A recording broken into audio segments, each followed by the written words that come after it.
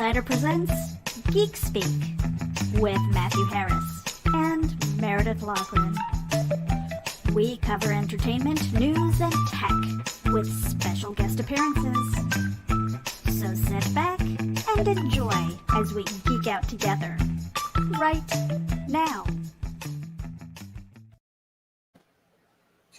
Hello, everybody, and welcome to an episode of Geek Speak. I'm Meredith Lachlan with my host, Matthew Harris, and we have two very special guests today. If you're watching on YouTube, you're going to see the card here. Evan Bond's got a QR code, and so does Scott Donnelly. Both of them write horror, thrillers, and we're going to get to know them a little bit, their story and their stories. And those QR codes go directly to their Amazon author page. So you get Why does Evan's QR code look like Morse code?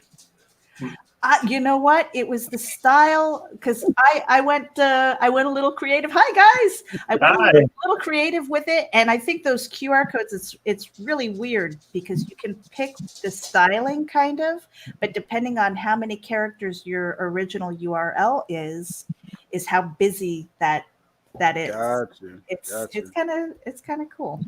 But yeah, we're going to pop each one of you up on the big screen here and introduce yourself real quickly, and then we kind of have a roundtable discussion.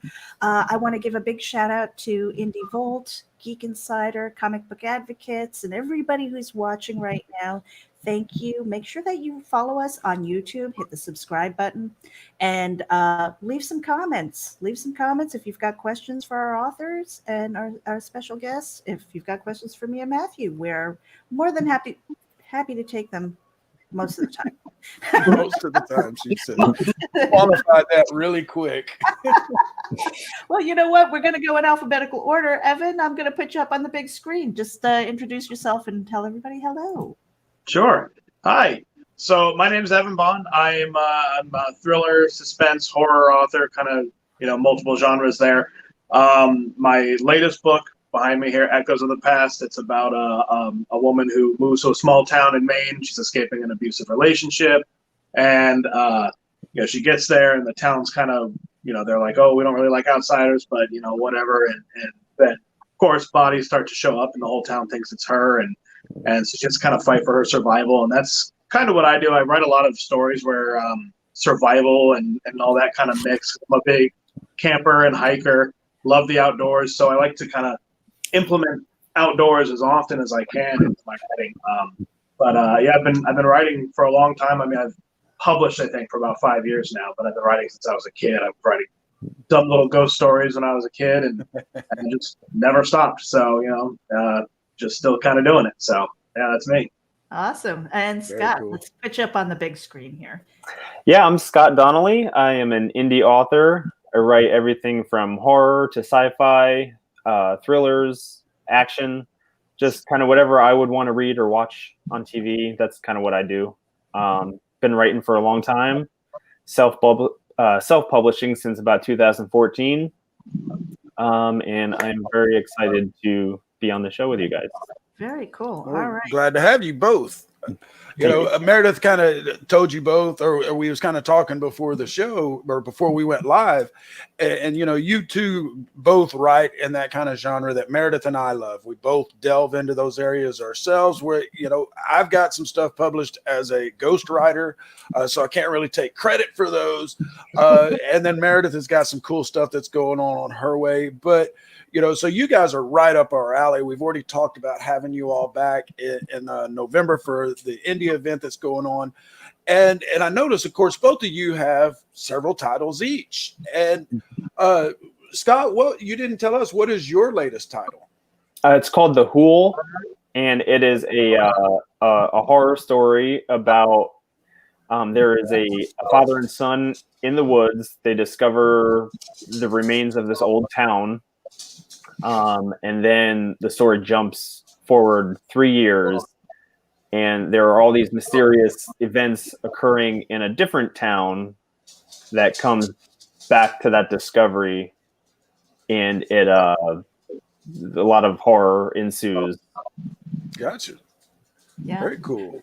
So now I love the genesis story of people. I love to know what was the thing that got you to start writing, because I know that I started writing because when I was younger, I was teased, I was bullied. Writing was my escape, and I've been writing ever since. And usually, I don't know if it's because of that I kind of love writing horror, because basically, if anybody ticks me off, I kill them in fiction. I was So like to say she's killed all of her childhood bullies at least once. they're And all who hasn't? dead. Who They're all dead. hasn't? But you know what? I mean, I don't have time for jail, so you know. Right. So I mean that's kind of like the motivation. But also, I mean, I just grew up loving things like true crime, forensic files, Dr. G, Medical Examiner, and all of those different types of shows. So I mean, what was the thing that started this journey into writing for you? Who wants to go first? And if you guys ever want to just pop in and ask a question of each other, feel free. Or if you want to pop in with a thought, just raise your hand so that we know to shut up and let you talk. Both of us will get to talking sometimes, especially once I refill the whiskey a couple And of you're times. like, oh God, please let me talk. I That's thought I why was I'm being here. interviewed. This son of a bitch won't shut up. It happens. Evan, do you want to go first? Sure. Yeah. I really don't know like the exact moment I got into like writing specifically, because like I said, I was writing ever since I was young. I remember I wrote a story in second grade. And it was, I mean, the title was terrible. It was called like Ghost House or something like that. And it was about a haunted house. I mean, very cliche. And if I still had that somewhere, I'm sure it's terrible. But I've always been writing, but I think the moment that kind of clicked for me, where I knew this is what I wanted to do, was high school. One of my English teachers, Miss Thompson, she gave us an assignment. She wanted us to write a fairy tale, and being a thriller author, I was like, I don't want to write no fairy tale. That doesn't sound fun. And so I asked her, like, can I write like an action story? And she said, yeah, sure, that works. So I wrote this action story about this Miami cop who had to save his sister from a hostage situation and everything. And I wrote it all up and I turned it in and didn't really think much of it. And when she was handing the papers back out, she just kind of stopped at my desk and she goes, "Oh my God, Evan, this was so good. This was really good." And I was like, "Really?" And she's like, "Yeah, this was awesome." And I was like, "Huh." I'm like, that was the moment where it clicked for me. And I was like, I could do this. I think I could continue doing this. And actually that character, Ethan McCormick, the cop, he ended up being the character in my first novel that I wrote. So I was writing it ever since high school, and I published it in 2015 and I graduated 2008. So it was a while, but that was the moment that clicked. And I was like, I want to write books. Like, that's what I want to do. So I think that's what I credit for there. Yeah, he said graduated in 2008. You're out of here. Get out. Yeah, I'm 30, but I got 2 kids. I feel older. So. Oh my gosh, I feel like totally old. All right, Scott, you're up. Try not to age your hosts, okay? Well, I'm a little older than him. I'm 36, so. Good God, we got the youngins in. I know, that's what I was just saying. Go ahead, Scott. Sorry. No, it's kind of the same kind of thing. In middle school, my teacher wanted us to write a short story, and I wrote it. It was really bad. It was about a statue out in the middle of the road, ends up in the guy's house at the end. I have no idea what it was about, really, but I liked writing it. And then that same year, we had to read Agatha Christie's "And Then There Were None," and that got me hooked on the mysteries, which bled into horror. And I just all through school, high school and everything, I would write fan fiction for like the Alien series or just a little bit of everything, and just kind of escalated and just stuck with me. So now I wanted to ask you both, you're independent authors, self-published. Have you tried going the traditional route? Have you tried getting the agent or going to the big publishing houses? I have not, no. No? Yeah, same here. I haven't done that either. Is there Was a there any reason? We're both had we've been doing this too long, Matthew. He's like my work husband. Right. Go ahead, Scott. My writing is a hobby. So above all else, I work full time. I got a family, so it is a hobby. So self-publishing is just the easiest and best way to go for me right now. Mm-hmm. What about you, Evan? So for me, I actually like the control that you have as a self-published author. Like it's a ton more work, but it's also like yours. Everything's yours. You know, everything you make, it's all yours. The marketing is yours. The book covers are yours. You have a say in every step of the process, and I really like that. So I don't know. I can't say I would never be traditionally published if it was ever a situation where I could, but I really like self-publishing, so I wouldn't see myself seeking it out. Yeah, well, yeah. Go ahead, Matthew. I was just going to say, years ago when Amazon first came out and then you started seeing some of the self-publishing, that was kind of you're not good enough to be really published. And because then you had a lot of shit that was put out in self-publishing.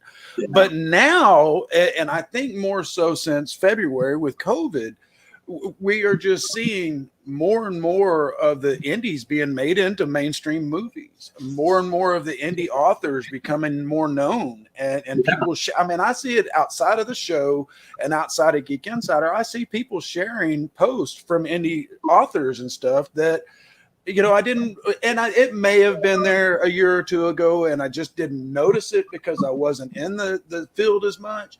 But it just seems to me that now it is more of a notch on the bedpost, so to speak, and it's not that there's not that stigma related to it, because like you both said, it's not that you can't make it. Y'all hadn't even tried because you like the control, Evan, and Scott, you like the freedom of being able to do this. And, when you can start building in that fan base, hell, I would be thrilled to sell one copy of a self-published book, and I would be through the roof. That isn't your wife or right, your mom. Yeah, exactly. That first sale. That first sale that's not a family or friend. I mean, that's the best one. That's the best. Yep. Exactly. And I did have a question, and Evan, I'll throw this to you first. You've got, like we said, several books. Let's say that Netflix or Amazon came to you and they said, all right, Evan, we're going to give one of your books a shot as a movie. Which book would you choose first? Oh, that's a good question. Man, it's tough. I'd like to say my latest, just because it's right now it's my favorite because I just wrote it. Right. But I think that one's good. But I think I have another book. It's called Death Can Wait. It's more of an action thriller, I guess. That one would probably make a better show. It's about a husband and wife who they're on a trip to Brazil with their friends. They're on a yacht. They get knocked overboard and they wash up on shore. This island full of guys who don't really like outsiders, and they're trying to escape the island while they're being hunted by these guys. I feel like that would make for a better show. Then the other one would be a really good horror. So maybe if Shudder reached out, they could have Echoes. But what about you, Scott? Yeah, when I'm writing my stories, they're playing out in my head like a movie. Same here. So I can see it all happening on a TV screen or a movie screen.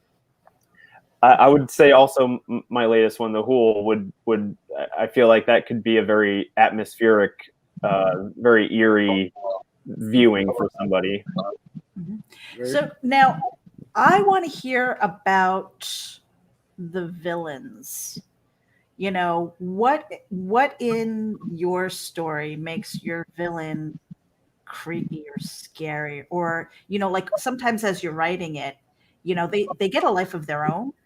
And every once in a while, I know for me, where I was like, oh my God, I can't believe he just went there. I'm like, oh my God, I just typed that, I mean, I'm sure that you guys have had that moment. Are there times when that it kind of freaks you out, or maybe at the same time it kind of excites you because you're like, wow, okay, it's taking a turn that I didn't expect? Or are you very strict with an outline?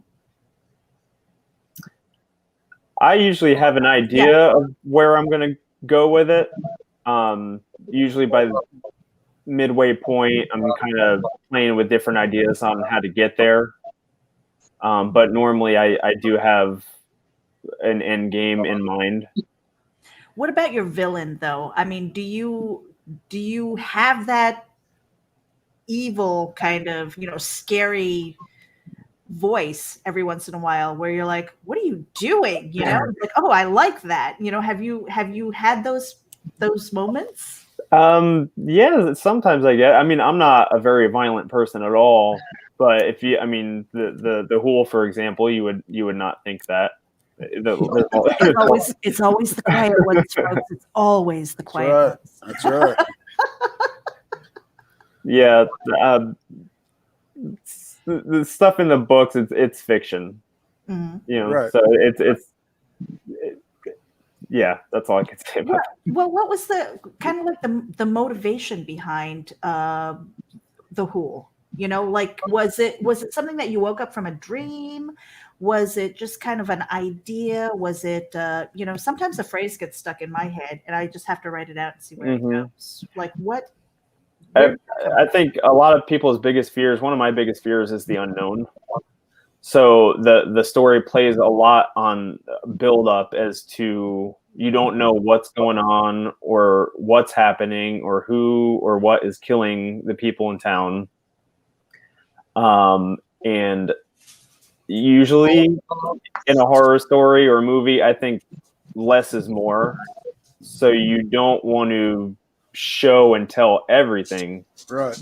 You want to give them what they need to be creeped out and kind of leave them wondering a lot. Yeah. Well, look at, the original Friday the 13th. We don't even see the killer until the end of the movie. And then, of course, you find out that it's not what you think all along. And I think that's some of the best kind of storytelling. And personally, some of my favorite stories of my own come out that way, where it just kind of falls into place. And it's like, well, I'm not revealing this until the 5th chapter, or I'm not revealing this till the end. But you just kind of tease that little stuff going along the way. And, there have been times, of course, where I think characters surprise every author, whether they're evil, they're good, because, Scott, you said that you see them play out as a movie in your head. I'm the same way. I've always said it feels a lot of the times like my muse comes and visits me and she's just whispering in my ear, this is what this guy said, and this is what this one said. And you're just seeing that play out in your head. But some of the times, like Meredith was saying, you're just like, holy shit, I did like this guy, but now do I? And so, Evan, what about you? Have you ran into that kind of situation? Yeah, I mean, like, what's the scariest villain in your books too?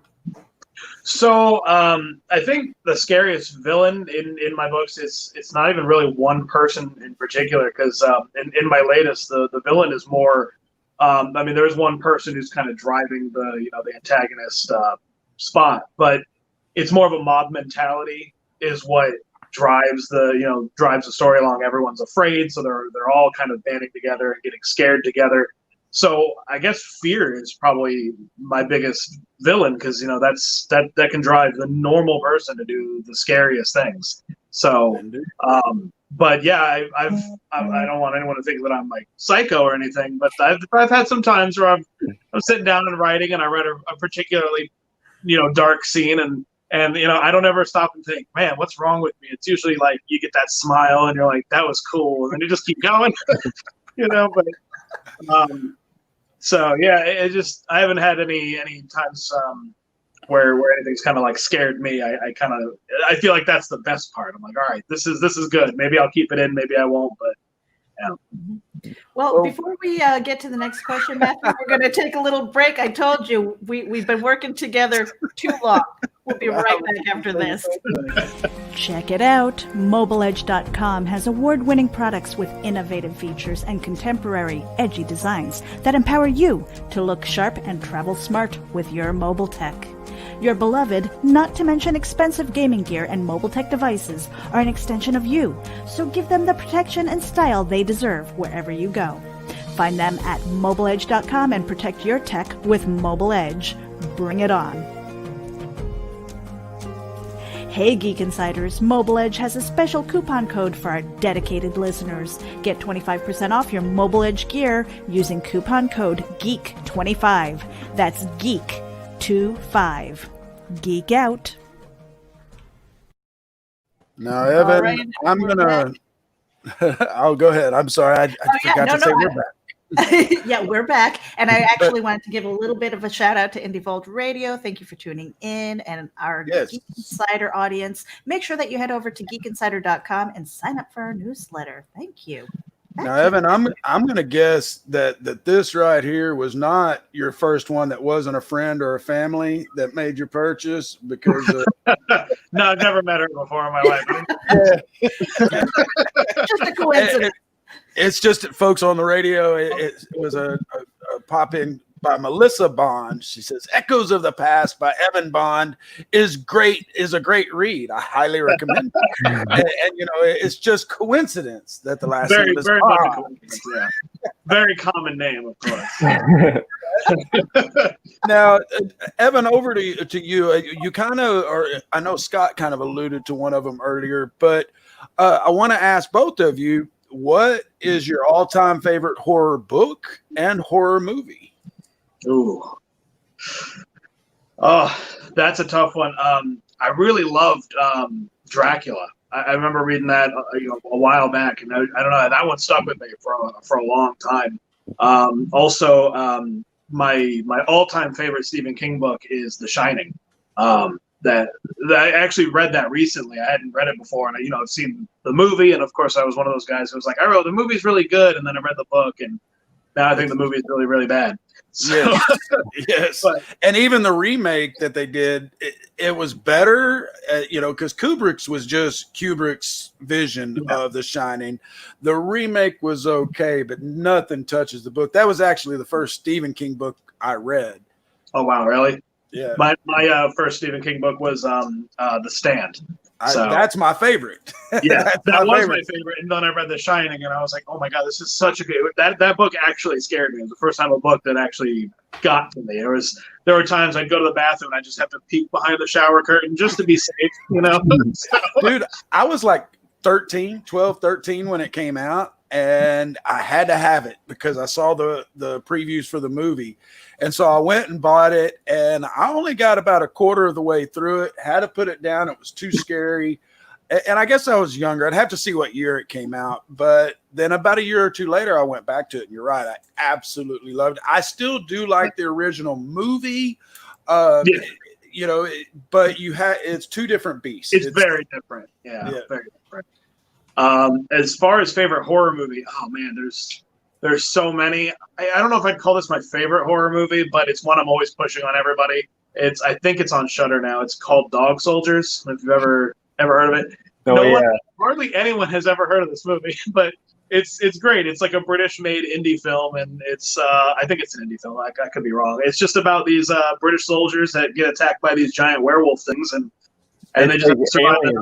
It's aliens with werewolves. Aliens with werewolves. Yeah, it was such a good movie. I really loved it. I push it on everyone. Every time someone's like, "Do you have a horror movie to recommend?" I'm like, "Yeah, Dog Soldiers, trust me, it's good." I'll have to check it out. I definitely will have to check it out. I love the indies. We have a growing relationship with Full Moon Features, and so we've had John Lachago, who directed the latest Blade, which was the Puppet Master movies, and that's what I'm a big fan of, is the old Puppet Masters. But Scott, same question to you. What is your favorite horror book, horror movie? Well, And Then There Were None, probably not so much horror, but that would be my really good one. favorite. Yeah, I feel like that really set the standards for every slasher movie that came after, that was to come. Right. That is my favorite book. Favorite horror movie? I like a lot of them too. I like the original Black Christmas from the 70s. Oh, yes. Yes. Good That one. one is very creepy movie. Yes, it is. I like a lot of the 80s slashers, as cheesy as they are. Right. I can still enjoy them. Oh, definitely. You know, I went to the drive-in to see the first Friday the 13th, and I got up on top of the car, and every time I'd move, it'd make the metal go pop, and it scared the shit out of my mom and her friend. And so about a quarter of the way through the movie, they made me get inside the car. And I still revisit those 80 slasher movies a lot. You know, I've got all the Nightmare on Elm Streets on digital. Same with Friday the 13th. And I'm more partial to Krueger than I am Jason, just because Krueger was such a smart ass and so cocky, you know. But one of my, and I hate to even call it a horror, but I guess it kind of is, and that's The Crow. That is my all-time favorite. I even got the tattoo of the is forever, but that, you know, again, I say this all the time, or a lot of the time on our shows, is that I get so sick of the remakes.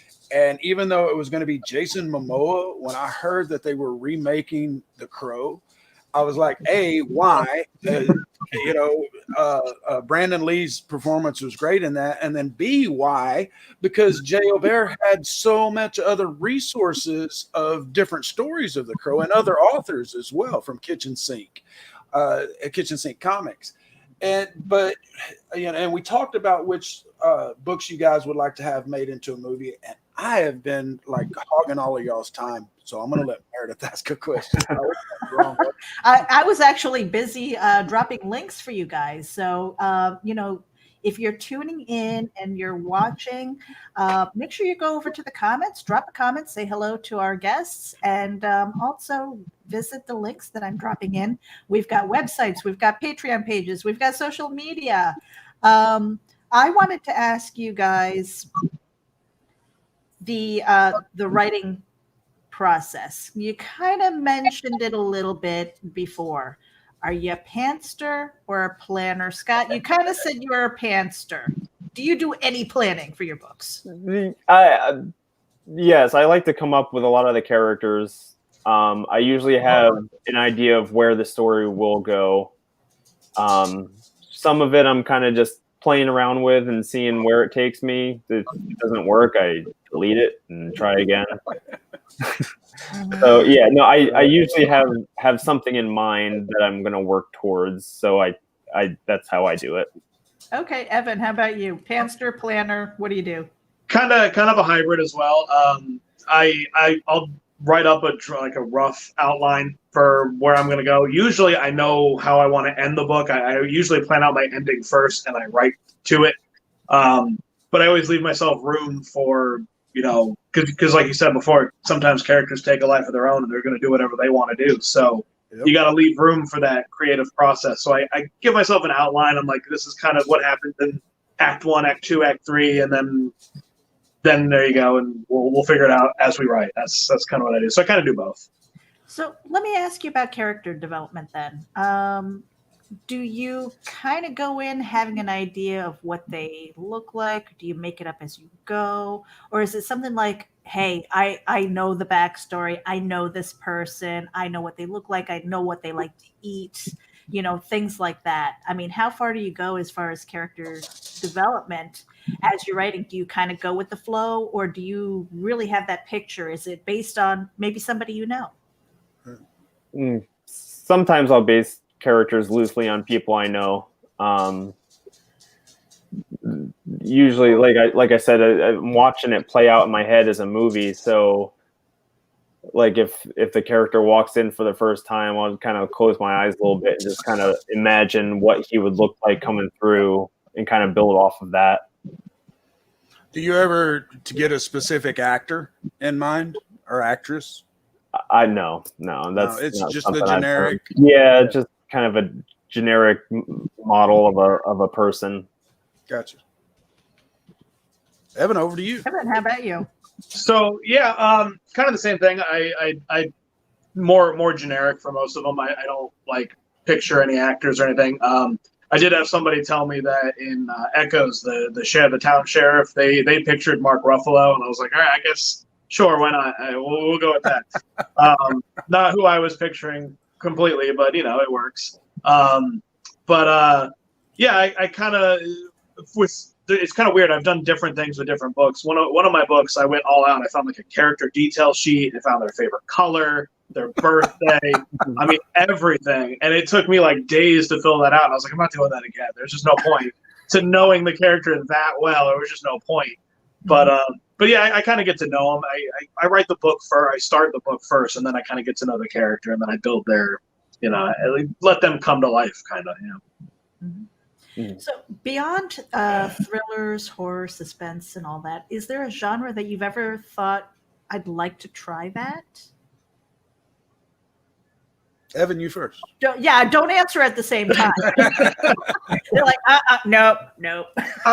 Not really. I mean, it's just my favorite genres are thriller, suspense, horror. So not really. Maybe if I had to pick, maybe I'm like kind of drama, like more of a dramatic, I don't know, coming of age tale or something like that would be maybe something I would go for. But mostly I wouldn't really want to. I'd stick with the creepy stuff. Yeah. Scott, how about you? I would love to one day write a great murder mystery where the ending just completely blows somebody away. Oh, nice. Because I don't think that doesn't happen enough. So, right. And you know, we used to get that quite a bit, you know, back in the day with Agatha Christie and just there were so many others. But you're right, you don't get those murder mysteries that much, and that's why they make, you know, Murder on the Orient Express into a movie now, and now we're getting another oh crap, I forget which one it is. Death on the Nile. Yeah. What? Death on the Nile. Yes, Death on the Nile. I loved his representation, and I'm looking forward to that. My wife and I both enjoyed Murder on the Orient Express. Both of y'all, you know, y'all both have recent books out, and I take it both of those came out this year, correct? Mine came out the very end of last year, but yeah, it was actually New Year's Eve. So yeah. Mine came out in August. In August? August, yeah. Oh, okay. So this might not pertain to you as much, Scott. It's definitely going to pertain to Evan. I know, Meredith knows, as a writer, we will have 19 ideas down to the side. You might have 4 WordPresses open up with outlines. So, Evan, it's been almost a year. Can you give us an idea of what you're working on now? Yeah, actually, it's funny. The last year, I wrote an entire book, and I got to the very end, and I just kind of thought, this is not really what I wanted out of this book, so I kind of pushed it to the side. I'll get back to it eventually, but you know, sometimes it just doesn't work out like you wanted it to. But right now, I'm actually writing my first paranormal thriller, I guess you'd call it. It's so the premise right now is this. It's a ghost. The main character is a ghost. His name's Jeffrey Rains, and he's Death's bounty hunter. He like works for Death, and his job is to find lost souls and kind of clean them up, and you know, kill souls that attack humans and kill, you know, anything that upsets the balance of the life death balance. So I'm writing that right now. I wanted to have it finished by, you know, sometime this year, but then, you know, the COVID struck and you know, it was kind of hard to motivate to write, but I'm getting there. All right. And Scott, how about you? Do you have multiple stories kind of going at the same time, or do you focus on one at a time? Yeah, I usually have a whole lot of stuff going on at the same time. That's whatever I'm in the mood for at the time is what I'll kind of pull up and work on. Same here. I've done that, and then I get nothing done. It's very frustrating. Yeah, that's kind of how I feel right now, because I have a whole lot of things going and not enough time to do any of it. Right. Go ahead, Scott. I'm sorry. I didn't mean to interrupt you. Oh, no, go for it. I was just going to say, I've said this on other shows, and I kind of want to know if this has ever happened to either of you, to where You get an idea, you open up your document, you start just going. Your muse is there, she's talking to you, you pumping it out, you get 2 or 3 chapters done, maybe 1,000 words or more, and then you put it down, you forget about it, you come back 3 weeks later, you read it, and you're like, wow, this is pretty good. Where the fuck was I going with this? I didn't write down an outline. And and I could see, well, this is pretty good. But where the hell was I going? Evan, have you ever done that where you just started something, didn't have an outline, you're pantsering it, and then you totally forgot where the hell you were going? I haven't done that with a book yet, but I've done that with some short stories. You get halfway through, and then I'm like, I come back like a couple months later, and I'm like, I have no idea what this is. Sometimes I don't even remember writing it. Yeah. That's that's the beauty of a short story. It's like, okay, the end. Yeah. Kind of wrap it up real quick. Yeah. Right. What about you, Scott? It's I write this comedic sci-fi adventure series called the Scout Brooks Saga. So I'll usually get a lot of like really funny lines that pop into my head throughout the day or something. So I'll like jot them down so I can find a place to put them. And I get this whole list, and then I'm looking at them weeks later, and I'm like, well, I'm not sure why that was funny, or like I don't know where I would put this at this point. Or so with notes and stuff, yes, I definitely have gone through that. Yeah, it's kind of funny. I tell everybody, especially if they ask, I've had friends who've deleted whole pages. I'm like, don't do that. There's always something that you might be able to recycle later. Mm-hmm. Are you kind of a word hoarder? Wait. Before you ask that question, we're running behind. We'll be right back, folks. We'll be right back with Scott and Evan. Now, every Sunday morning, longtime independent comics creator and Indie Volt podcaster Randy Zimmerman hosts a discussion on the lighter side of comics, the more whimsical and fun comics out there on the Sunday Funnies. That's 9 a.m. Eastern Standard Time every Sunday on Indie Volt, indievolt.com, the Indie Volt YouTube channel, and the usual Indie Volt sites on Facebook. Listen in, won't you? Participate in the chat. Let's have some fun. See you there. All right, and we're back. And speaking of Sunday Funnies, I am sitting in for Randy Zimmerman this Sunday. So oh, really? Yeah, I don't know how that happened. Yeah, how did he bribe you to get up that early on a Sunday? Is what I want to know. I don't know. I have no idea. Maybe I can't even get you in that early on a work week. I probably won't go to sleep the night before. I know how to make a good show. I am a night owl, so yeah, it's going to be fun. Confirmed right now, we have Ennis Eskander, and I believe Rob Anderson might be in there. I'm not entirely sure. He might be working the boards in the green room, and I'm trying to think. I think Mr. Fish Lee is going to be there as well. Probably Daphne Lage, but I don't want to out anybody. You've been voluntold. You've been voluntold. So everybody better be there, or I'm calling you out. Now, you had a question before the break there. Yes. So what I was saying before was that I know when I write, I am a word hoarder. That means that whatever I write, whatever idea I have, I save it in a file. I have a flash drive. I have redundancies. So, just in case I lose work in one spot, I have a backup somewhere else. But I have friends who are like, they hate the idea and they just delete the file. And I'm like, what are you doing? What do you guys do? Do you kind of hoard all of the words, or do you kind of let it go and just say, you know what, fresh page, let's start from scratch? I usually save most everything. I have flash drives with hundreds of files. Some of them are even just like title pages or a paragraph, first paragraph or something. I still have a bin in my basement with stuff I wrote when I was in high school. So I just, you never know when you might look back and say, hey, that idea could work this way now, and kind of revisit it. Yeah. Flashes of brilliance from the past. What about you, Evan? Yeah, same thing. I don't really throw anything away. I've got stories that I wrote, when I had my first computer where I was saving them on floppy disks. So Yeah, I've got everything. So only recently I deleted everything that I was working on in a book that I was currently writing. I just didn't like the first 2 chapters, so I deleted that. But otherwise, no, I keep everything. You never know when it might, the idea might come back. Maybe a character might come back later or something, anything. So. Mm-hmm. So I guess the next thing that I would love to ask, because I know how I feel about this, if you could go back and edit any of your books, would you? Or have you kind of let it go? I wish I had done a better editing job on a few of my earlier ones, for sure. Mm-hmm. I have a lot of friends and family who helped me with the editing process. I didn't have that initially, so I kind of wish I had that back then. Have you ever thought about maybe like a second printing or anything like that? I have.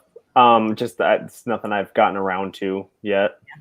Yeah, because we're only one person, so it's Yeah. hard to, it's like you want to move on to the next thing and just like, you know what, see how I've grown as a writer. Right. Evan, how about you? Yeah, same thing. First couple of books, I would, if I had the time, I would definitely go back. You know so much more now, even in a short amount of time than you did then. You learn how to structure things better. You learn how to character develop better. So, yeah, if I could, I would. But it's a lot of work. So just haven't yet. Now, I always ask any writers that we have on here, or I try to anyway, aside from, get it out of here and get it down on paper. That's what every writer will tell, successful writer or semi-successful writer will tell any aspiring writer when they go, how do I become a writer? Well, first thing you have to do is write. Yeah. But aside from that, Evan, do you have any hints for those out there? Because we do have a lot of folks out in our audience that are love to write, that they don't know where to start. They're maybe in high school and they're writing those little short stories and stuff. What would be your first piece of advice to them, aside from writing it out? What would be your first piece of advice? Really, I guess my first piece of advice would be like, kind of believe in yourself, really, because I know that's like some people's biggest challenges. They know how to write, they're writing the story, but their biggest challenge is putting it out there for everyone to see, and they're afraid of that. And you're probably going to get some bad criticism at some point, but you're just going to have to roll with it and go. So I guess really take constructive criticism. That's always be open to it, is what I would say, because most of the time people are trying to help you. So. But yeah, just come with it. Back in high school, I wish I would have listened, because, and even in middle school, I had teachers telling me, Matthew, you're a great writer. You really need to pursue this. Your reports are great. Your book reports are great. When we have you write a story in English Lit, they're great, blah, blah, blah. I didn't have that self-confidence. It was like, they're a teacher. What do they know? And lo and behold, I didn't even start trying to pursue. I would write short stories. I would write stories for my kids, and they would love them. But again, they're biased. That's my kids. That's my wife. They're just happy because we're on a road trip, and I'm making it not boring by making up this story with all of their names. But then, I hit 48 years old. I had some life-changing events. Career-ending events, and I'm looking for a new way to make a living, and somebody saw something I had written, and they were like, hey, have you ever thought about being a professional writer? And I was like, well, as a matter of fact, yeah. And then now, I am making a living at it. I'm not doing what I want to do yet as far as pumping out novels and doing my own stuff, but I am making money at writing. But you're right. You have to have that confidence in yourself. There are going to be those teachers, those family members. Now, what you got to watch for is the family members that always pissed me off on American Idol, when they were telling that kid, oh, baby, you can sing. You got to go on American Idol. And then they get on American Idol and they can't sing worth a shit. Yeah. And Simon makes fun of them, crushes their dreams, and send them home. That's what you have to watch for, is the people that are just placating you. Yeah. But if you're having those teachers, you're having folks that are outside of your bubble that are going, hey, you've got something here. And most of all, if it's something you enjoy, then by all means pursue it. And don't wait until you're 47 years old. Well, that's something that Scott, you kind of alluded to earlier, is that you just had these stories and you're writing it, you're following your dream, and that's the thing I love about indie creators is that doggedness to get it done despite everything else that needs to be done. Whether it's a full-time job, whether it's kids, whether it's school. When you see this creative endeavor and you have the voices in your head and you put it down on paper and then you send it out into the world. I mean, the first time must have been really kind of scary. I mean, were you guys scared when you published your first work and put it out there and go, oh my God, like what? Absolutely. Yeah.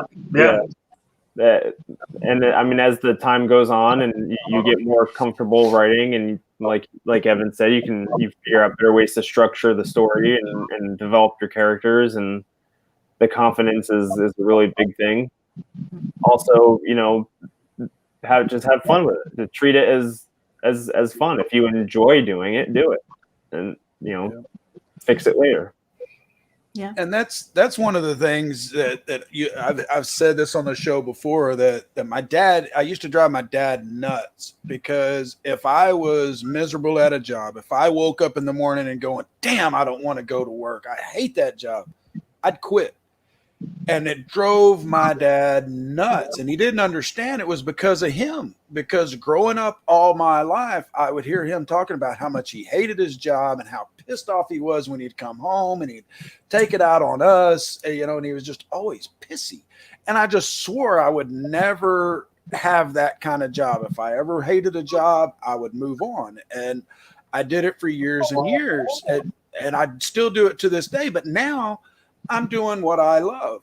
I'm being able to work with some great creators.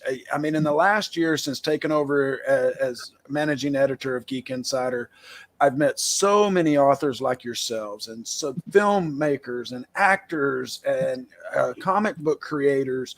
And we love the indies here. And that was something that I already had a passion for, and then I brought Meredith on it, and she just siphoned off of my passion, and she already had that passion herself, because being a writer and just the connections she's made over the years. But I did it, Meredith. I forgot where I was going. Go ahead, take it on. No, because Evan actually didn't have a chance to answer that. Like, what was it like for you to release your first book? Were you frightened? Was it just like, all right, I did it, and I'm just gonna keep marching forward? What was that like? Oh yeah, no, it was absolutely scary. As soon as I hit that that publish button, there was that moment of, what have I done? Why did I do this? I'll just delete it right now. I'll go back, and you can't once you put it out there. It's out there. But that, I think that fear kind of goes away once you see that first sale pop up. You're just like, you know what? I don't care. The first sale outside of friends and family, of course. You see that first sale, you're like, all right, well, this is something. I'm doing it. But yeah, no, that first moment, very scary, very scary. Yeah. I did want to. Wait, okay, go ahead. I'm going to take a quick station break. We are at almost the 50-minute mark. Are you guys okay to hang out for a little bit longer? Yeah. All right, awesome. We're going to hear from the Legend of the Traveling TARDIS. One moment, please. Christian. This is the Legend of the Traveling TARDIS. Follow us on Facebook, Twitter, and Instagram. Subscribe to us wherever you listen to your favorite podcasts. Also catch us on the HWWS Web TV YouTube channel. Subscribe today and become part of the legend. And before we go forward, we're going to do another one. Hold on one second.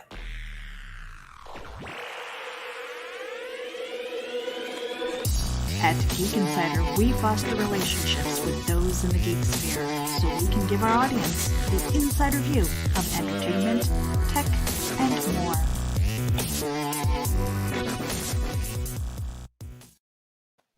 I I wanted love that to- little clip. I wanted to give a little special shout out to Indie Vault Radio, Comic Book Advocates, and Geek Insider. Make sure that you go over to the websites and hit the subscribe button to the newsletters. Get in the know with And kind of like the trifecta of networking.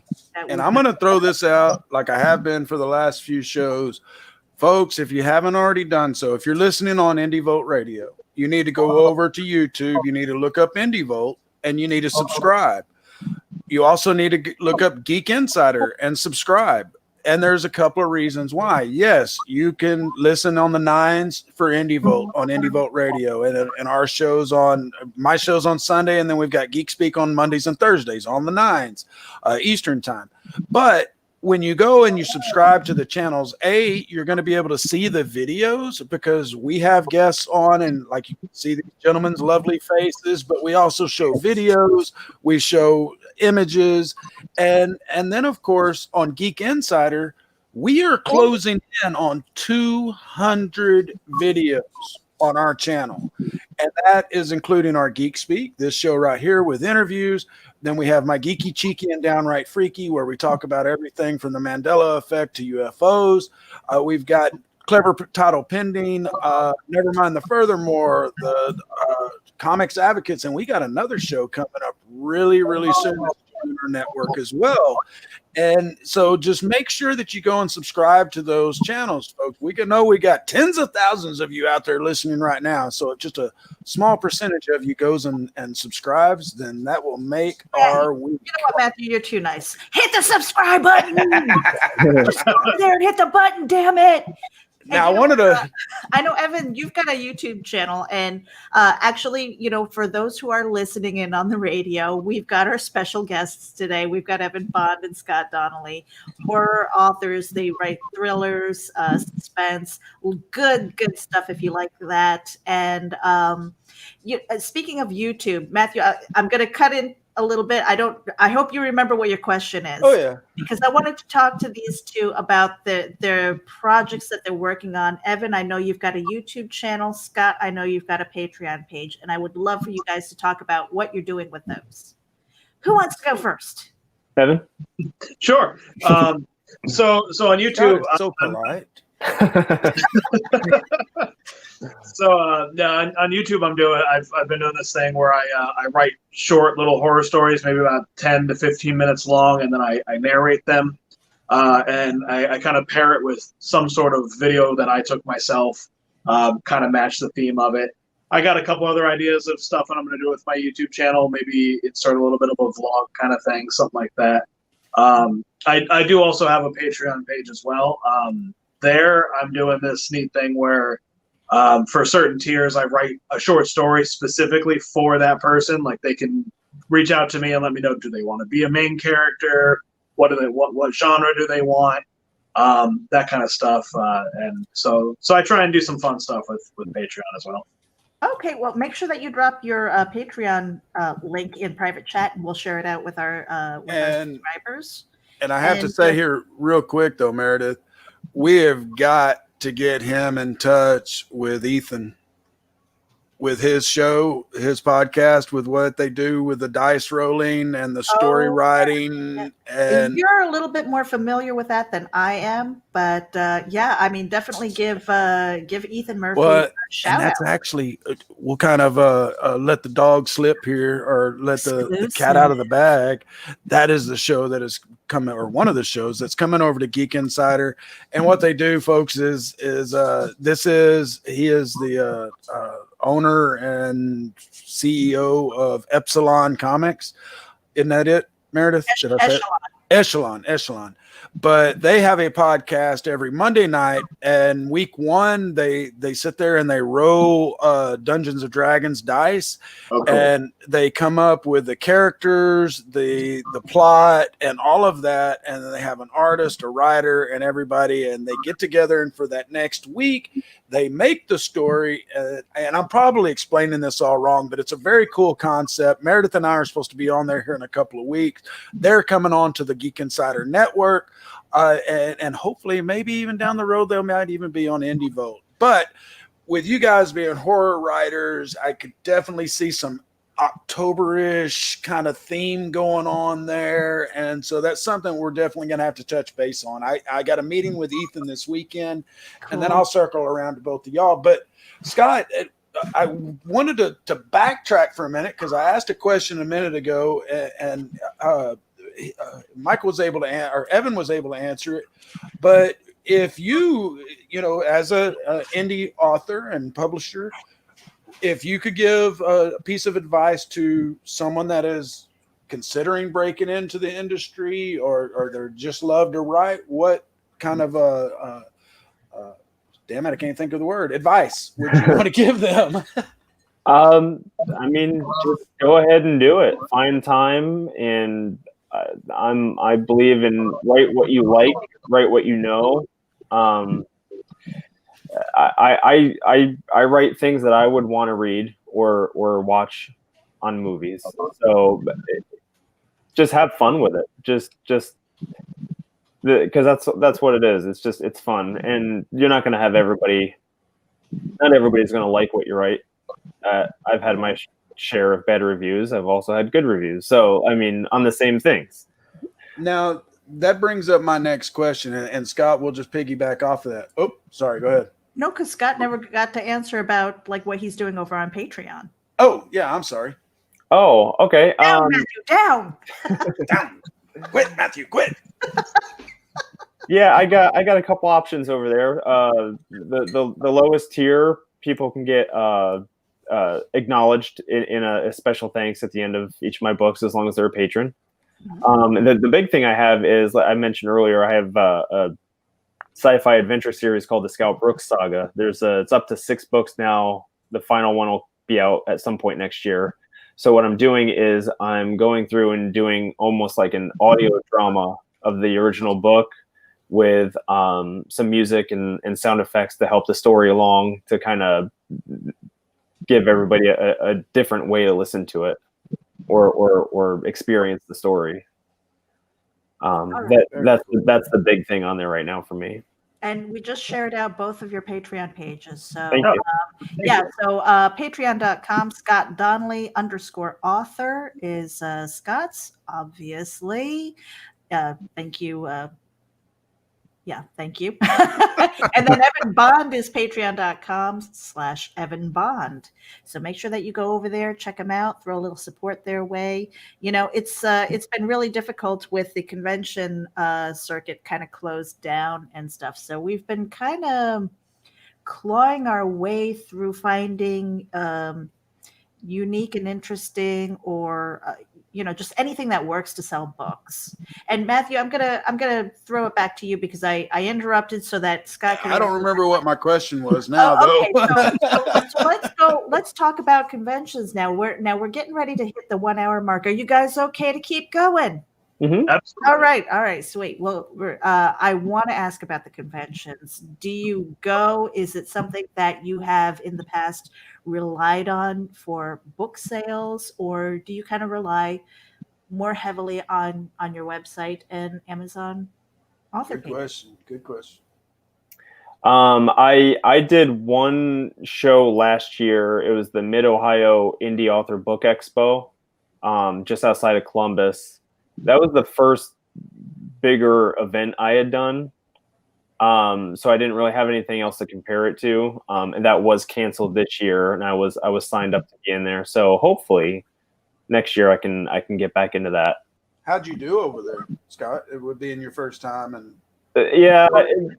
I did okay. I definitely wish I could have done better, but I mean, well, did you come close to breaking even? That's kind of how a lot of folks measure it. Yes, I think I just about broke even. I think there are a lot of times when you're a first-time convention attendee, especially getting a vendor's table for the first time, there are a lot of things that you learn. Mm-hmm. It's like, okay, well, this worked. Hopefully the next one will be a little bit better. Evan, how about you? Yeah, I did last year, I think it was. I did this. There's a festival in St. Petersburg, Florida. It's called Festival of Reading. I did that. That was a lot of fun. I almost broke even on that. It was pretty cool. Met a lot of cool people. I was sharing the table with another author friend of mine, and we had a lot of fun doing it. I've done a few comic conventions, nothing major yet. I was supposed to do Tampa Bay Comic Con this year, but they canceled it, obviously. The comic conventions, they're kind of hit or miss. I think horror and thriller is a good genre, but a lot of comic book or comic conventions, I don't know how many people are there for books specifically, comic books obviously, but I think it's a little hit or miss. But I've done okay at some of them, and you're right, you do learn something your first time. I learn something new every time. Every time I go to a convention, I pick up some new trick. The hardest part is talking to people. Like people are walking by the booth, and you got to stop them. You got to say something, but then you just chicken out. So that's my weakness. Now we met, and I did remember my question, but we met Jackie. Was it Sonnenberg, Meredith? And she actually hacked the cons, and she's a writer, a horror writer. She doesn't buy a booth or a table. She dresses up as her freaking characters in cosplay, walks around the convention, and hands out flyers about her book. Oh, wow. That's cool. And she's this little petite thing, and when she's I got think this, it's brilliant. it is, and she's got this Samara looking character, out of the ring, and she's walking around and people coming up going, "Hey, who are you?" And she's like, let me take your picture. and then she doesn't have to talk. Her mouth is like sewn shut. And she's like, "I don't even have to speak to anybody. I just hand out flyers." I was like, "You win. You won the hacking of the cons." But we were going a minute ago with Scott, and you had mentioned something, and I was wanting to piggyback off of, and it is, especially with that first book, how did you handle the negative feedback? Eventually I was able to just brush it off, but Eventually, he said. Of course, it hurts. You build up the confidence to put something out there. People pick it apart or find mistakes, or it brings you down a little bit. You just, like I said, it was stuff I was able to let go and not really worry about anymore. And I still get bad reviews once in a while, and that's okay. Not everybody's going to like it, Right. and if I make a mistake in there, I made a mistake. So, Evan, how about you, bud? Yeah, same thing. When the first negative review that I ever got, it stuck with me for a while. I think I went through the stages of grief with it. It was at first I was like, "No, my book's perfect. You don't know what you're talking about." And then eventually you're like, "You know what? Maybe they had a point. Maybe they had a point." Right. And now, any negative reviews now, it's just kind of like, well, it's not for everyone. I get it. The only thing that drives me crazy now that is like, I don't know if you have this, Scott, but you get like a 2-star review or something, but they say nothing but positive things. And I'm like, "Oh, God. Why is it 2 stars?" It drives me nuts, but that's what I can't stand now. That's my newest. I don't know how I'll dwell on that for weeks. I'm like, I don't get it. What was that? Why are you being so difficult? Now, Evan, your non-relative Melissa asked a while ago, who was the author that was most influential on you? I'm paraphrasing here. Oh no, who is your favorite author or inspiration for writing? That's what she's asking. We'll hit you, Evan, since she's not your relative, and then we'll go to Scott. For me, Stephen King, obviously one of the big ones. He was like one of the first authors I read as a kid. I think he's what got me into horror. And then, of course, you've got Tolkien. I grew up reading Lord of the Rings. Oh. I didn't end up writing any fantasy, of course, but it's just so yeah, Stephen King, Tolkien. There's so many, but I think Stephen King would be my number one. What about you, Scott? Sound like a broken record here, but Agatha Christie was a big inspiration. I liked Peter Benchley too. Jaws and White Shark. I enjoyed White Shark too. As far as other inspiration, my family is, I kind of feed off of them a lot. And So you got a horrific family, huh? well, not so much horror. I got you. No, I understand. Evan, with you being a Stephen King fan, I have been a Stephen King fan from a very early age. Like I said, The Stand is my favorite book, but I have to ask you, do you feel as if I do that we have experienced two different Stephen Kings, before the accident and after the accident? You know, the writing is just so different. Yeah, it is. Yeah, it is very different, and a lot of his newer stuff is very different too. Yeah, very much so. And I think he was quoted saying recently, I forget why or where, but he said something about being a sucker for happy endings, and I don't know where that came from at all, because that's not his books at all. Look at the Pet Cemetery. Good God. Yeah. Our Firestarter. I don't know who this guy is, but it's not the same. So yeah, you're right. It is a very different Stephen King. It's pod people. Well, one of my favorite quotes from him, and I was young at the time, and it was Good Morning America or 2020 or something, and they said, now I understand that you say you have the heart of a young child, and he said, yes, I do. It sits in a jar on my desk. And that's when I was like, I love him. Yep. This is my guy. But Salem's Lot, Carrie Cujo. Yes, Carrie Cujo was the most boring movie ever, but the book it had me on edge. And then after the accident, Gerald's Game.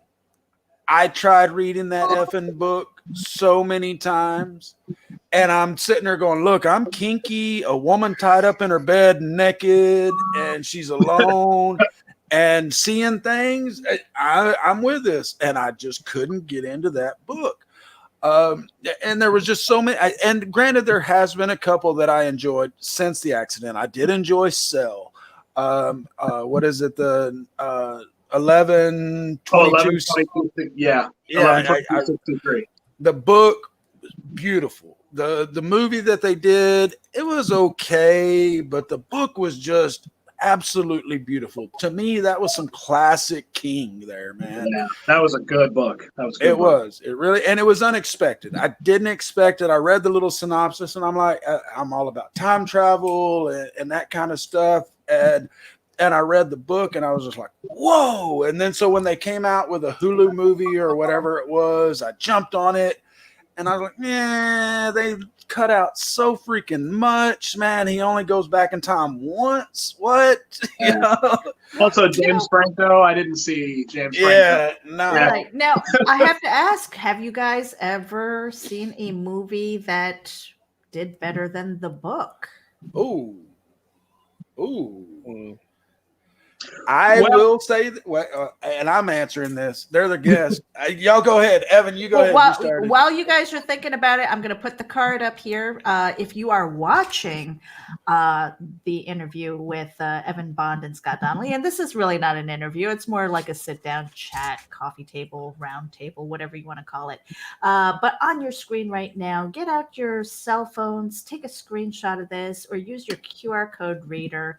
The top one is going to Evan Bond's author page on Amazon, and on the bottom is Scott Donnelly's author page on Amazon. So we're going to leave that up for a second while these guys are thinking about that question. And I'll throw my answer out real quick just so I can steal it in case either one of them are thinking it. And that's Shawshank Redemption. That movie did outdo the book. The book was a short story. You didn't get the character building as you did in the movie. The acting made that movie. And one thing that I both love and hate about it is it wasn't a Stephen King Shawshank Redemption. It was just Shawshank Redemption. Same with Stand By Me and Green Mile. These are these great, great, great stories that are Stephen King, but he didn't get the credit for them. Shawshank Redemption, however, was just such an excellent movie. It's one of those that if it's on cable, I can rarely pass it by, even if I'd just seen it a few days before. And so that's my answer as far as the movie doing better than the book. But Evan, you seemed like you had an answer. Yeah, and it's probably controversial, and I don't want anyone to hate me for it, but I didn't really like it, the book. I didn't really like it.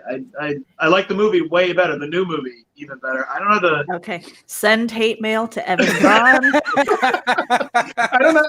Not that it wasn't a bad book. It just I don't know. I felt like there was so much in it that probably didn't need to be in it, and there were some scenes that were a little too much.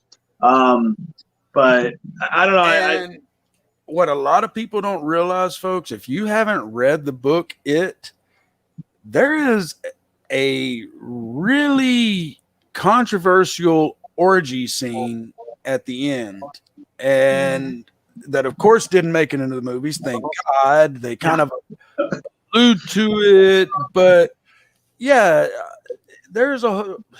it's gnarly. And Steve said that he wouldn't have that in there now, of course, but yeah, there's an underage orgy scene at the end of it. Yeah, a little It's that disturbing. whole turtle god that's involved that never made it into either movie, or all three movies, or four movies, I guess. Yeah. Evan, do you have any other movies, and then we're gonna pass the baton over to Scott to see if he's got an answer. I do sort of. Well, I guess it's kind of the opposite. It's sort of just the ending of the movie Jaws. I love the book Jaws. It's such a good book. Movie's really good, but I don't know the ending of the book. I'm not going to spoil it for anybody, but I don't know. It was to me, it was very underwhelming. It's been at 50 years. Yeah, if you haven't read it by now, you probably won't be. You know reading what? it. There might be the next generation. Don't ruin it for them, Matthew. Yeah. I mean, I guess the book ending's very realistic, but it just, I don't know, it was very underwhelming, and so I just didn't care for the ending. But the book's phenomenal. It's really good, but I guess the movie ending is a little bit better. Scott, how about you? Any movies that have surpassed the book? That I have seen, no. I have not personally seen any movies that were better than the source material. I have seen remakes of movies that I thought were better than the original. Name one. I liked the Texas Chainsaw Massacre remake better than the original one. I can see that with what's his name from Full Metal Jacket? That guy. Yeah. I thought the original was hard to sit through. I thought it was boring. The remake kind of it did lapse. And here's a little bit of trivia. I actually live in the town where the gas station from the original Texas Chainsaw Massacre is now located, and they've turned it into a barbecue joint, which of course reminds me of Motel Hell. And if you haven't seen Motel Hell, you're not going to want to eat barbecue after that, so don't watch it. Well, you could say the same thing about fried green tomatoes, but that wasn't a horror. Well, and like you won't want to eat pie after seeing The Help, you know. But Evan, back it up again. You and I have this connection with Stephen King, and of course the older stuff. There is so much source material that hasn't been made into a movie yet. Short stories and novels. If there was one Stephen King, or name one Stephen King story that hasn't been made into a movie or made for TV that you would like to see. I already got my answer. I just want to see what yours is. Oh, that's tough. I'm not sure, because I mean, there's been a lot they have made into stuff that I'd like to see remade. True, very true. I don't know. Could be that. It could be a remake, something that they just didn't do right the first time. Yeah. What's yours? I'd have to think about it. I'm not sure. The Talisman.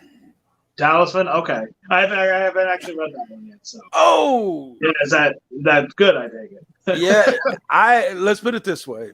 I didn't read Tom Sawyer and Huckleberry Finn till I was an adult. Thoroughly enjoyed them. The Talisman is a Huck Finn, Tom Sawyer story for the new age, for the new generation. I was going to say that it took me about 3 tries to actually get to a point where then I couldn't put the book down. Yeah, and it had a slow start.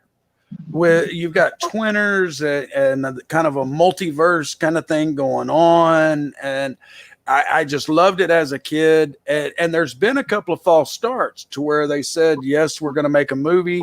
If you go on YouTube, there's actually, I don't know if it's fan made or if it was just kind of a proof of concept kind of thing where they did, where it's the beginning where Jake is going to travel or does travel to the other world and meets the queen. And I loved it. But the Talisman, to me, I mean, granted, there's a shit ton of short stories. I'd like to see, what is that, the 10 o'clock people? I'd love to see that made into a feature film. Because, I mean, what a lot of people don't realize, they'll read these Stephen King stories and they go, well, it's 10 pages. How could you make a movie? Children of the Corn was like 7 pages, folks. And they've made not only the original, but like 14 sequels. So... yeah. And Shawshank Redemption was very short. It was called Rita Hayworth and the Shawshank Redemption.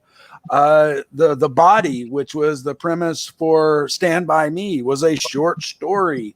The Green Mile, that I loved it. They came out in serial novels, one a month. I was running to the bookstore to get them. But a lot of the best Stephen King stuff is those short stories. But the Talisman, I could just really, and my thing is, and I've said this about Hunger Games and so many other movies, the Harry Potter movies, they will go and they say, okay, we're going to make a trilogy. And they try to pack as much as they can in the first one. And then the last one, they split into 2 or even 3. To me, the first one is what should be split. Because that's where you're laying your foundation. That's where you're getting people to invest in your characters, in your locations. And for them to put Hunger Games into one movie, they left out so much in the first one. Same with Divergence. I loved those books. What is it? The Uglies. They're talking about making that into a movie. And again, they're talking about just making the first one into one, hour and a half movie. And go ahead. I'd like to divert back to you guys, with movies and books. All right. Let's just say your books. Have you ever thought about trying to flesh it out into a screenplay? Any of your manuscripts? Good question. Just for the sake of doing that, and maybe just that idea, maybe that, to try and option it out. Have you ever thought about doing that with any of your books? I haven't. When I was in high school, I used to write scripts, and my friends and my brother, we'd get together and make the movies and stuff. But as far as the books go, no, I haven't done any of that. Yeah, I think that's kind of ironic, since you kind of think you think of your stories in movies in your head. Yeah. But I totally get that. I have the same thing. I dream in Technicolor, I think in Technicolor, and then I put it down on paper. And lately, because of my own project, I'm kind of thinking in comic book panels. But that's a whole other story. Evan Bond, how about you? Have you thought about just for curiosity, just to say that you did it, kind of the same thing as letting your books out into the world and letting it go? Have you thought about maybe taking some of your manuscripts and trying to do a screenplay? I mean, I've thought about it. I've thought about wanting to do it, but I honestly know nothing about writing screenplays, so I wouldn't even know where to start. So, well, and there is so many resources online that you can do that, but I'm the same way. I've written television commercials. I have commercials that have ran nationally, and I've written, like I said, ghostwritten books, but I've never written a screenplay. And it's not that it's daunting or scary. It's just, I guess that kind of goes back to what Scott was saying earlier about having that confidence in yourself, because it's like, well, can I do this? Well, I test myself all the time on what I can write, but then it's also, is this story good enough to warrant that? And whether I'm going to try to go to a streaming service or I'm going to try to go to one of the big, movie studios, it's just still in the back of your head. And these days, though, you don't feel prodded by the remakes. And God, guys, I don't know about y'all, but I see some of the horror stuff coming out. Not Blumhouse and not Shudder. These guys are actually doing some decent stuff. And Full Moon Features, same thing. Even though they're low budget, they're still kick-ass horror. But I see some stuff coming out. I'm like, how the hell did they get a movie? And so that kind of, do you ever get that feeling when you're seeing a movie, especially if it's on a streaming service, and you're like, oh, come on, my stuff's better than that? Or if you could rewrite it. Yeah. Oh, good. Yeah. I mean, if you've seen something and go, oh man, I could have done that so much. It's a great concept. Because Scott, you said that you did, what was it, fan fiction? Yeah. I wrote like the fan fiction based off the Alien series. Mm-hmm. Evan, have you done fan fiction before? No, I haven't done any fan fiction, but I did have an idea of what they should have done with like a Purge sequel instead of where they went with it. I always thought it would have been kind of cool for during the Purge, a husband or wife or whatever decides they're going to kill their husband or wife. So that. Oh, we lost Evan.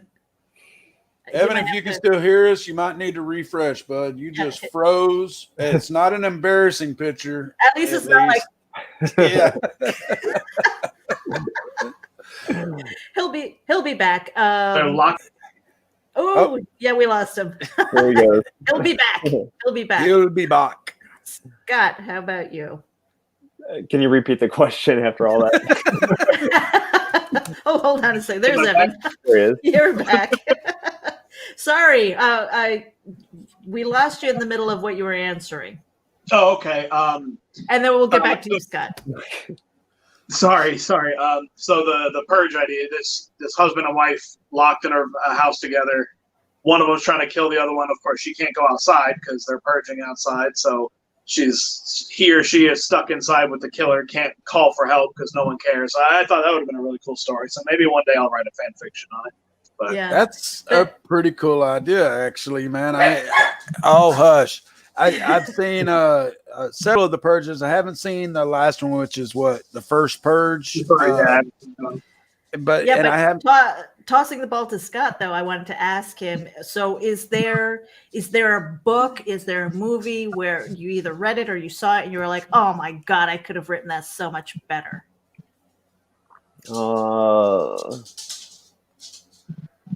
He doesn't want to out anyone. I could have written The Stand so much That's okay, because better. we're sending hate mail to Evan Bond anyway for his Stephen King comment. So. Well, it's a tough question because if we answer that, we kind of seem like we're full of ourselves, right? Right, Scott? Yeah. I don't know, because I'll tell you mine. I saw Solo. I was a huge Star Wars fan. So Solo was like the nail in the coffin, man. I saw that movie and I wanted to wring necks and slay everybody who had anything to do with that movie. I was just like, oh my God, you ruined Han Solo for me. I mean, not only did you kill him off, Damn, she wanted to kill Opie. Yeah. then you did that to Han Solo in the Solo. I was like, no. Well, if you're going the Star Wars route, I think this is a very controversial one too. Last Jedi, I didn't really like that one very much. A lot of people didn't. A lot of people did. It was split. I think it felt like the odd man out in that new trilogy. Mm-hmm. The what was it? 7 and 9 were like on the same page, and then the Last Jedi right in the middle seemed like it was a completely different movie. Yeah. And it was. You had different directors. You had somebody that came in and just like, we're going to just forget the other stuff we talked about in the first one and go this way. And you're right. I think a lot of Star Wars fans are like, wait a minute. Granted, Lucas wasn't involved in this, and which after the prequels, no one can blame anybody for keeping him uninvolved with what goes on, which actually I'm one of the few that enjoys the prequels. Send hate mail to Matthew. Geek Insider. No, the only, and of course, I won't go as far as to say that I liked Jar Jar Binks, but I did like.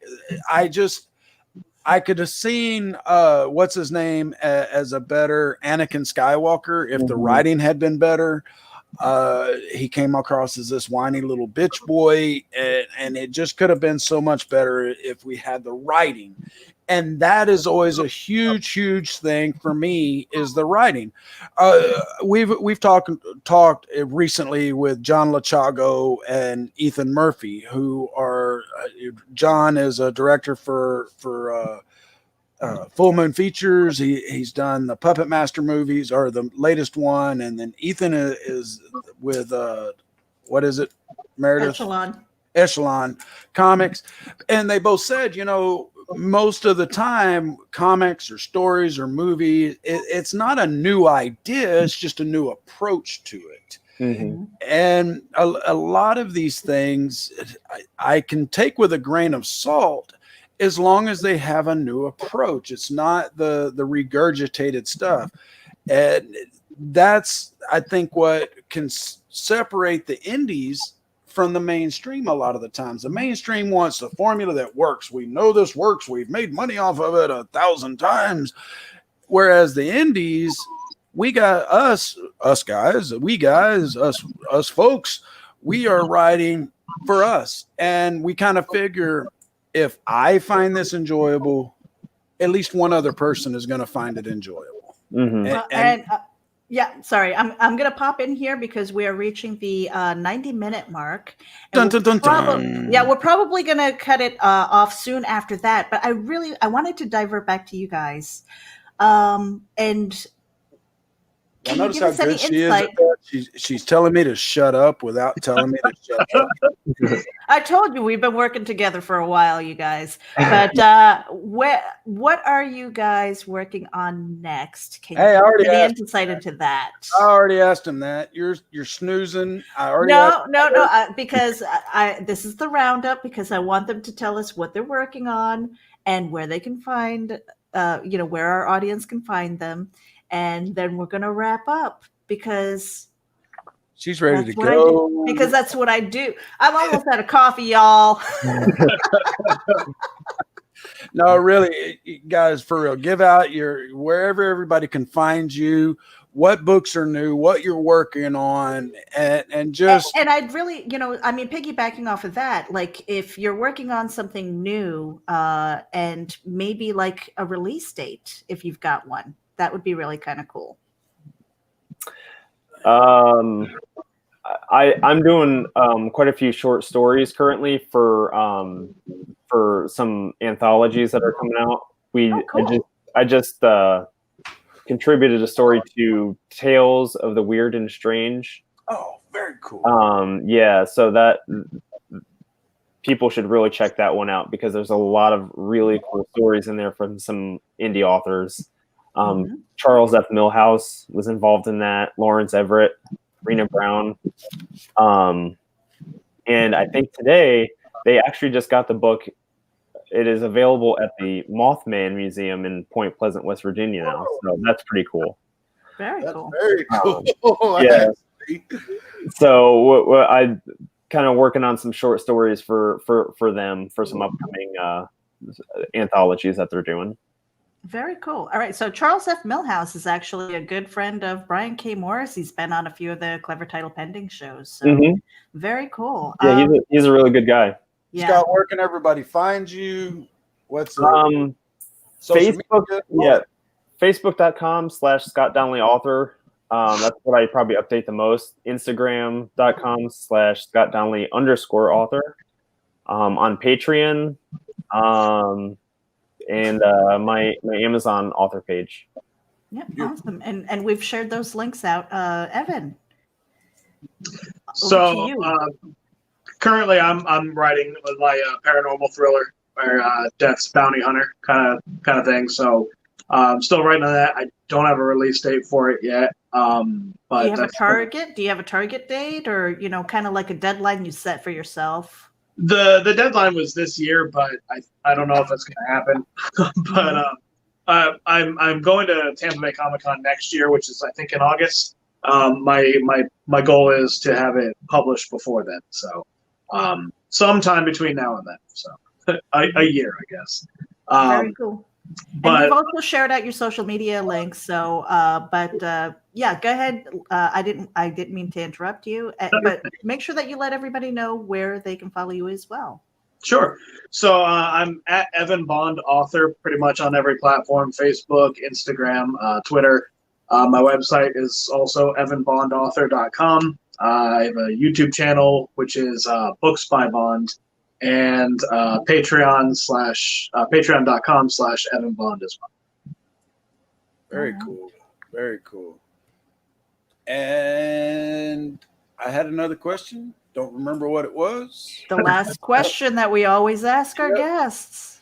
Well, that'll wrap it up. And Scott, I'll ask you first, sir. This is something that we ask every guest on Geek Speak, and that is, and we kind of touched on this earlier, kind of, sort of, but if you could go back in time and give yourself one piece of advice, what would it be?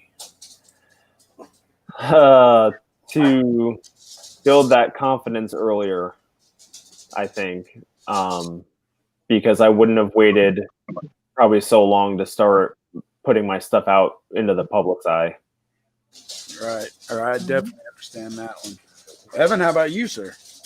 Pretty similar. I think my advice would actually just be do it already, because I spent so much time not doing it, and just do it. That's what I would have told myself. All right. So the follow-up question to that, which I think is fun, is would you have listened to your older self? No, absolutely not. No, I don't think we've ever gotten a yes to that. I'm like, we were all stubborn and young, and you're like, oh, I look like that when I'm old. Damn. You're old. You're gray. All right, you got some okay tattoos, but why the fuck am I gonna listen to you? You're a loser. Tell me what you did to become this loser, so I can do something. Right. That's the piece of advice I'm gonna listen to. Oh my God, so bad. Now, we mentioned this earlier, folks. We are already in discussions with Scott and Evan to join us the week of November 9th through the 13th. And the reason for that is that we're doing our next indie event.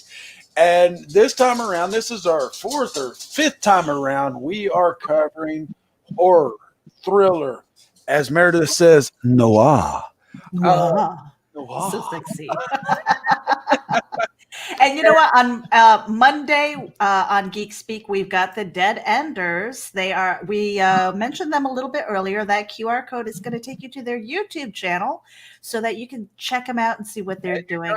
Definitely want to check them out, folks. It's a fun group. It's a fun kind of a web TV series. That we're going to have a hell of a time next Monday night with these guys, or this coming Monday. But what I wanted to throw out there, folks, is if you know somebody, and Melissa Bond, this doesn't apply to you because we already have Evan here, but if you know somebody that is a horror writer or a thriller, they do some horror comics or anything that is kind of even related to Halloween, we want to hear from them. We're going to be doing roundtables. We're going to be doing one-on-one interviews. We got folks from Shudder coming in. We got folks from Full Moon Features coming in. We got cosplayers coming in. And cosplayers, now that she mentioned that, cosplayers, if you are a cosplayer that goes to the different cons, we want to hear from you. We have something very special planned. We are getting some prizes together right now. We want y'all to get dressed up, give us a video. We're going to have a contest, and you folks, some of you folks are going to walk away with some cool prizes, at least first, second, and third. It's not going to be cash prizes, but it's going to be some cool swag. We got some cool shit that is on its way to me. I'm not sending any to Meredith because she always wants to keep the stuff. And that's because I can't win the prizes, damn it. But if you do know anybody, they can reach me at Matthew@geekinsider.com. They can reach Miss Meredith at Meredith@geekinsider.com. This is going to be a whole week, November 9th through the 13th, Friday the 13th. And right now we're kind of planning from like 4 p.m. Eastern to 10 or 9 or 10. But I have a sneaking suspicion that is going to get bigger. And I'm going to I'm going to throw this out there. If you have a podcast that deals with the unexplained or missing people or anything that's kind of thriller or horror-esque, paranormal, any of that, especially paranormal, reach out to us, because even if you aren't a fit for the indie event, my show, Geeky, Cheeky, and Downright Freaky, which is Sunday nights at 9 o'clock Eastern, I am looking for psychics and aura readers and palm readers and anybody of the quote-unquote mystic or dark arts. So yes, get in touch with us. We are Geek Insider. We want to know the geeks from the comic books to the other side of the extreme, whatever that may be. And if you know geeks, you know we like a lot of shit. We're not just into pocket protectors and rim glasses. Don't hate on my pocket protector, Matthew. I'm Hey. telling you. Hey. All right. And on that note, guys, I'm going to hit the outro. You guys are more than welcome to hang out and as we close out the show. If you've got to get going, we understand, but we would love to hang out with you afterwards and just say goodbye. So on this note, thank you, everybody, for tuning in. If you're tuning in from Indie Vault, Geek Insider, Comic Book Advocates Network, thank you for tuning in. Our special guests today, Evan Bond and Scott Donnelly. What? If you sons of bitches are out there listening, you need to go to YouTube and subscribe to Indie Vote. You know, she says, hit the damn button. Hit the button. Go to YouTube, subscribe to Indie Vote, and subscribe to Geek Insider. We've got so much that is already there, so much that is coming, and there's contests and all kinds of crap coming, folks. So you want to be subscribed to these channels. Scott, Evan, thank you so much. Thank you. This was awesome. You've been tuning in to Geek Speak with Matthew Harris and Meredith Lochran, a Geek Insider presentation. Subscribe to the Geek Insider podcast on your favorite listening app and sign up for the newsletter on our website. We also have advertising opportunities through the website, podcast, and newsletter. For details, contact advertising at geekinsider.com. This has been a Geek Insider production. Thank you for listening. Geek out.